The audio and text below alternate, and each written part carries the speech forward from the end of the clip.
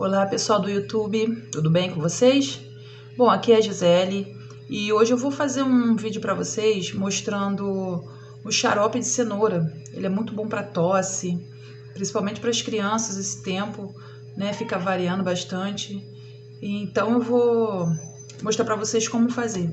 Bom, primeiro você já tem que ter uma cenoura descascada, uma cenoura média, tá ok? Vocês descascam ela bem fininha, mais fininha possível.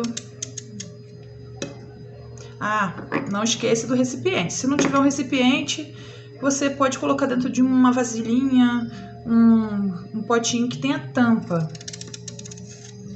Melhor se tiver de vidro, né? Óbvio. Então você vai cortando o mais fino possível.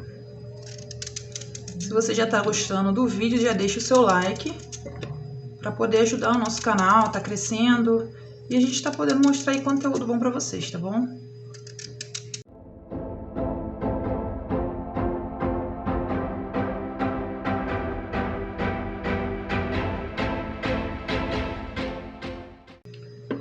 Ok, pessoal, cortei toda a cenoura e agora eu vou adicionar 4 colheres de açúcar.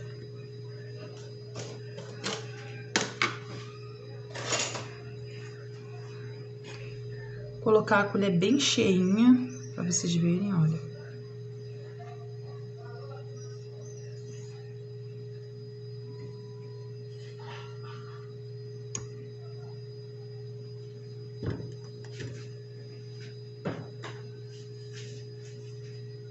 Depois que ficar assim, você chacoalha bem para misturar a cenoura com açúcar. Deixa reservado por umas 2h30, 3 horas, que vai dar um melzinho. E aí que vocês vão poder estar tomando, né, esse melzinho que vai dar. Ele é bom, alivia muito a tosse. Aqui em casa tá todo mundo tossindo. Eu tô tossindo, minha filha tá tossindo, até o meu esposo está tossindo. Então esse xarope vai ser o alívio da gente, tá bom? Assim que estiver pronto, eu mostro pra vocês aqui.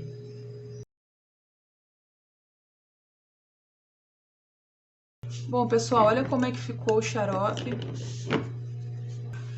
Vou mostrar aqui pra vocês como é que ficou, ó.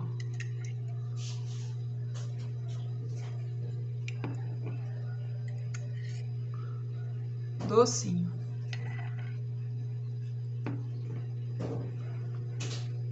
Muito bom. Gosto de açúcar com cenoura. Bom, é isso. Deixa o like no vídeo se você gostou. Compartilha para aquela pessoa que tá precisando. É isso aí, galera. Até o próximo vídeo.